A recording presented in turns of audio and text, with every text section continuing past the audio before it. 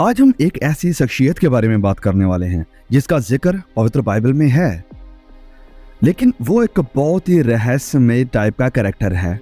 बहुत सी कथाएं, बहुत सी कहानियां, बहुत सी मिथ्स हैं उसके ऊपर ऑलरेडी। एंशिएंट कल्चर, सिविलाइजेशन, सभ्यता में उसके प्रति बहुत सारी कथा कहानियां, बहुत सारी मिथ्स लोगों के बीच में प्रचलित थी और उसके बारे में भी बड़ी बड़ी बातें उतार चढ़ा कर करी जाती हैं। बाइबल में इनका जिक्र हमें नहीं देखने को मिलता, लेकिन उसके बारे में कहा जाता है कि अगर वो बादलों में अपना धनुष मारता है तो उसका जो तीर है, जो एरो है, वो खून से लथपथ होकर नीचे आएगा और वो खून होगा किसी स्वर्गदूत का, फरिश्ते का। अब जिस इंसान के बारे में यहाँ पर बात कर रहा हूँ उसका नाम है निम्रोद, जिसे कि द हंटर के नाम से भी जाना जाता है। Nimrod the Hunter. असीरिया और बेबीलोन के इतिहास में, मिथोलॉजी में भी निम्रोद के बारे में हमें देखने को मिलता है कि वो एक बड़ा महान हीरो था या एक देवता था और उसका ताल्लुक लगातार ज़्यादातर देखने को मिलता है हंटिंग में, लड़ाइयों में, झगड़ों में, शिकार करने में। तो निम्रोद के बारे में अलग अलग सभ्यता में, अलग अलग प्राचीनों में, लोगों में, कल्चर्स में, रिलीजन्स में निम्रोद की कहानी लोगों में सुनाई जाती है, बताई जाती है। लेकिन आइए आज हम पवित्र बाइबल से देखते हैं कि वचन, पवित्र बाइबल हमें इस शख्सियत निम्रोद के बारे में क्या बताती है। चलिए हम देखते हैं। उत्पत्ति अध्याय 10 वचन 8 से लेकर 10 तक को हम पढ़ेंगे। Genesis chapter number 10 verse 8 till 10। Cush के वंश में निम्रोद भी हुआ। निम्रोद भी पृथ्वी पर पहला वीर वही हुआ है। वही यहोवा की दृष्टि में पराक्रमी शिकार खेलने वाला ठहरा। इससे यह कहावत चली है, निम्रोद के समान यहोवा की दृष्टि में पराक्रमी शिकार खेलने वाला। उसके राज्य का आरंभ शिनार देश में बाबेल, एरेख, अखद और कलने से हुआ। ये जो निम्रोद है ये नूह नबी का पड़पोता था और हैम का पोता था। निम्रोद का जन्म उस भाड़ के बाद हुआ था जो कि नूह के वक्त में आई थी और प्राचीन वक्त में, उस समय में निम्रोद एक काफ़ी प्रचलित, एक बहुत ही फेमस इंसान था। बाइबल उसके बारे में हमने अभी देखा, बताती है कि वो पहला शूरवीर था और उसके बारे में ये भी कहा जाता है कि वो एक पराक्रमी शिकार खेलने वाला था। He was a mighty Hunter. Nimrod ने बहुत सारे शहरों को जन्म दिया, बनाया और इनमें से सबसे ज़्यादा फेमस है, जिसका जिक्र में बाइबल में देखने को मिलता है, वो है बाबेल देश यानी बेबीलोन। बेबीलोन को बनाने का कारण सीधा सीधा था परमेश्वर के विरोध में जाना, परमेश्वर की प्लान या योजना के खिलाफ जाना। और इस प्रोजेक्ट को लीड करने वाला, लोगों को लीड करने वाला इस वक्त निम्रोद था। और इसके साथ साथ निम्रोद ने इन सारे शहरों को भी बनाया, जैसे यही बाबेल, आरेख, अकाद और कलने, जिनका हमें अभी बाइबल में जिक्र देखा। नूह का पोता पड़पोता होने के बावजूद भी वचन में उसके बारे में लिखा है कि उसकी वही धार्मिकता नहीं थी जो कि नूह में हमें देखने को मिलती है। मतलब कि निम्रोद परमेश्वर के सामने धर्मी या उसे प्रसन्न करने वाला नहीं था। और अब क्योंकि वो फेमस भी था, इन्फ्लुएंशियल था, तो उसने लोगों को भी परमेश्वर से और धार्मिकता से दूर किया।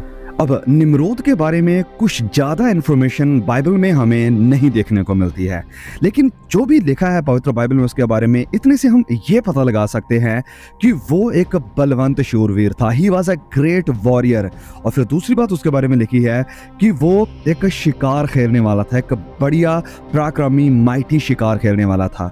अब ज़्यादातर बिब्लिकल स्कॉलर्स, विद्वान ये बताते हैं कि वो कोई जानवरों का शिकार करने वाला नहीं था, इंसानों का शिकार करने वाला था।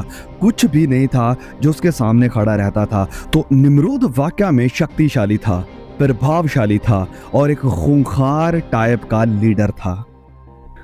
अब बहुत से लोग निम्रोद के बारे में ये कहते हैं कि वो एक जायंट था यानी दानव था, लेकिन नहीं, बाइबल हमें ऐसा कोई भी प्रूफ नहीं देती है।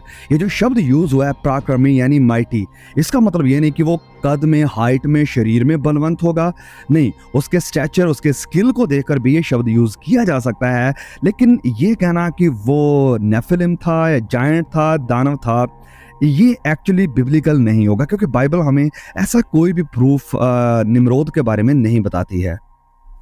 लेकिन फिर भी हाँ, हम ये कह सकते हैं और बहुत से स्कॉलर भी ये मानते हैं कि वो वाकया में जायंट था। वो जायंट नहीं जो कि हमें देखने को मिलते हैं जेनेसिस 6 में, लेकिन वो वाकया में जायंट था, अपनी सोच में, अपने बल में, अपने ज़ोर में, अपनी ताकत में, अपने खूंखार टाइप के कैरेक्टर में। और यही कारण है कि उसकी इस सारी काबिलियत, स्किल और पावर के कारण ही उसकी बहुत सारी लीजेंड्स, बहुत सी कहानियाँ, कथाएँ हमें देखने को मिलती हैं।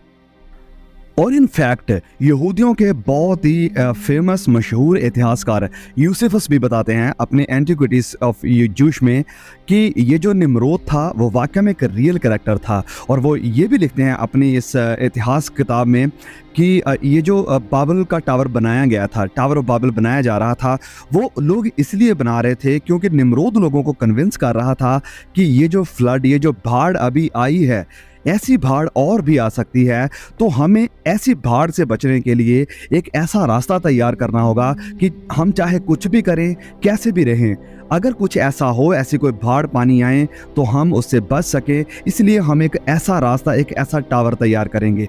ये लिखना है यूसिफस का। तो यूसिफस जो भी लिखते हैं अपनी इतिहास की किताब में निम्रोद के बारे में, बाबल के जो टावर है इसके बारे में, वो बहुत तरीके से मैच करता है बिब्लिकल अकाउंट से, बाइबल से, जो हमें बाइबल में देखने को मिलता है। लेकिन कुछ और डिटेल्स और इन्फॉर्मेशन यूसिफस की किताब से हमें देखने को मिलती है। यूसिफस के अकाउंट से हमें यह देखने को मिलता है कि निम्रोद एक टायरेंट था, एक खूंखार लीडर था, और 3 चीज़ों के कारण वो टावर ऑफ बाइबल को बनाना चाहता था।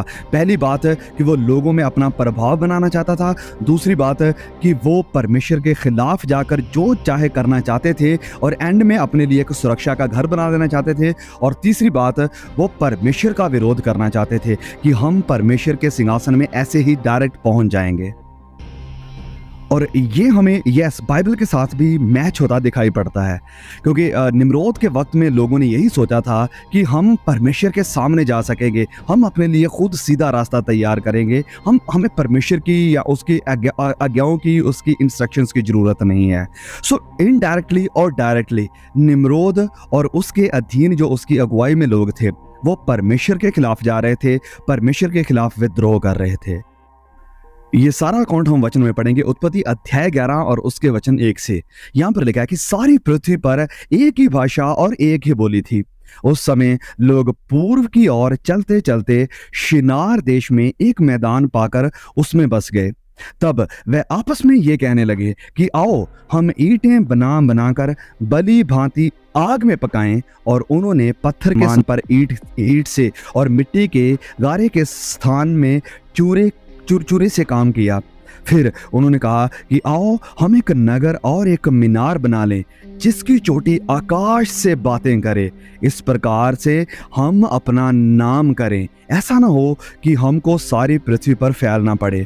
जब लोग नगर और गुम्मट बनाने लगे तब उन्हें देखने के लिए यहोवा उतर आया। और यहोवा ने कहा कि मैं क्या देखता हूँ कि सब एक ही दल के हैं और भाषा भी उन सब की एक ही है, और उन्होंने ऐसा ही काम भी आरंभ किया है। और अब जो कुछ वह करने का यत्न करेंगे उसमें से कुछ भी उनके लिए अनहोना ना होगा। इसलिए आओ हम उतरकर उनकी भाषा में बड़ी गड़बड़ी डालें कि वह एक दूसरे की बोली को ना समझ पाएं। तो हम यहाँ पर देखते हैं कि इनका टारगेट क्या था। परमेश्वर भी कह रहे हैं कि अगर ये लोग ऐसे ही चलते रहेंगे तो इनके लिए कुछ भी अनहोना नहीं होगा, ये लोग अनलिमिटेड हो जाएंगे, इनके आसपास में कोई बाउंड्री नहीं रहेगी, दे विल बी लिमिटलेस। लेकिन इसमें गलत क्या था? इसमें गलत ये था कि जो परमेश्वर का प्लान था, जो परमेश्वर का मकसद था कि पूरी धरती को भर दो, वो यहाँ पर अपोज हो रहा था, उसका विरोध यहाँ पर हो रहा था, क्योंकि ये लोग एक ही जगह पर सेटल होकर यहीं पर सब कुछ करना चाहते थे। लेकिन परमेश्वर का प्लान, परमेश्वर की योजना कुछ और थी। और ये सब करने में निम्रोद का बहुत बड़ा हाथ था।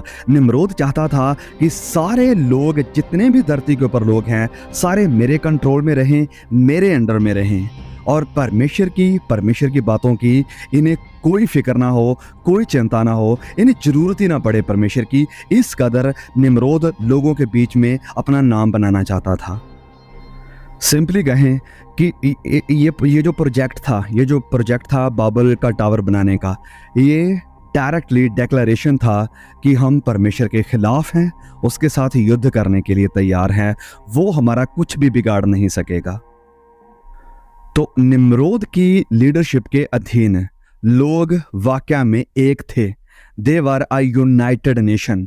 एक यूनाइटेड नेशन था जिसके अंडर लोग एक ही भाषा बोल रहे थे, एक दूसरे का सब कुछ उन्हें पता चलता था कि वो क्या कर रहे हैं, क्या बोल रहे हैं। They were united under a one leadership, one language and one world order. और जब हम इन चीज़ों की डिस्कशन कर रहे हैं तो अब आपके भी दिमाग में ये घूमना शुरू हो गया होगा कि जो डायरेक्शन हमारी दुनिया ने पकड़ी हुई है, one world order, one currency, one bill, एक ही लीडर, ये सब तो वैसा ही हो रहा है जैसा पहले हुआ था। तो हाँ, यही कारण है कि बहुत से बाइबल स्कॉलर इस बात के साथ एग्री करते हैं कि निम्रोद एंटी क्राइस्ट का एक टाइप था। He was a picture of an anti Christ, कि एंटी क्राइस्ट की वो एक तस्वीर थी, एक झलक थी। और वैसा ही आज हमारी दुनिया में भी हमें देखने को मिल रहा है। निम्रोद का पर्पस था लोगों को यूनाइट करके परमेश्वर के खिलाफ खड़े करना। एंटी क्राइस्ट का भी मकसद यही होगा, लोगों को यूनाइट करके एक लैंग्वेज बना के, एक करेंसी बना के, एक अम्ब्रेला के अंडर सभी को लाकर परमेश्वर के खिलाफ खड़े होना। यही हमें प्रकाशित वाक्य में देखने को मिलता है। अब अपने दिमाग में निम्रोद और एंटी क्राइस्ट को एक बार लेकर आओ। मैं एक वचन पढ़ता हूं कि जो विरोध करता है और हर एक से जो परमेश्वर या पूजे कहलाता है, अपने आप को बड़ा ठहराता है, यहाँ तक कि वह परमेश्वर के मंदिर में बैठकर अपने आप को परमेश्वर प्रकट करता है। Wow, and this is the description of the anti Christ. ये एंटी क्राइस्ट की डिस्क्रिप्शन है और सेम डिस्क्रिप्शन हम निम्रोद के बारे में भी कह सकते हैं। अब हम इन चीज़ों को जब देख रहे हैं तो हमें इससे क्या सीखना चाहिए? क्या हमें डर जाना चाहिए कि ऐसा होने वाला है? वेल, बिल्कुल भी नहीं। हमें इससे इनकरेजमेंट मिलनी चाहिए। हमारा विश्वास परमेश्वर के ऊपर इस सब के कारण और बढ़ना चाहिए कि निम्रोद आया, उसने सब कुछ किया, परमेश्वर के खिलाफ खड़ा हुआ, लोगों को परमेश्वर के खिलाफ खड़ा करने की कोशिश करी, लेकिन वो नहीं रहा। उसके बाद कई हुकूमतें आईं, कई ताकतें आईं, चली गईं, लेकिन परमेश्वर आज भी जिंदा है, परमेश्वर आज भी बादशाहत कर रहा है। दूसरी तरफ जब हम देखते हैं कि एंटी क्राइस्ट आएगा, लोगों के ऊपर अत्याचार करेगा, परमेश्वर का विरोध करेगा, तो क्या हमें डर जाना चाहिए? नहीं, हमें परमेश्वर में बने रहना है।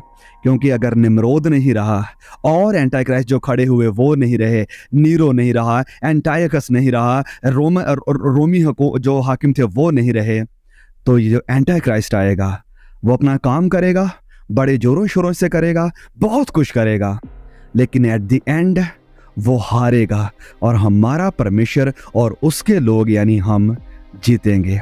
शैतान जाएगा हमेशा की आग में, क्योंकि वो उसका एंड है। लेकिन जो परमेश्वर को मानने वाले हैं, परमेश्वर का भय मानने वाले हैं और एंटी क्राइस्ट का इनकार करने वाले हैं, वो जाएंगे हमेशा की जिंदगी में, हमेशा के सुकून में। जहां प्रभु यीशु है वहां पर उसके लोग भी रहेंगे। May God bless you. Please share the message. और भी भाई बहनों के साथ इस वीडियो को, इस मैसेज को शेयर जरूर करें। जल्द मिलेंगे नए वीडियो के साथ। तब तक के लिए खुदा मुझे, आपको, हम सबको संभाल के रखे। आमीन।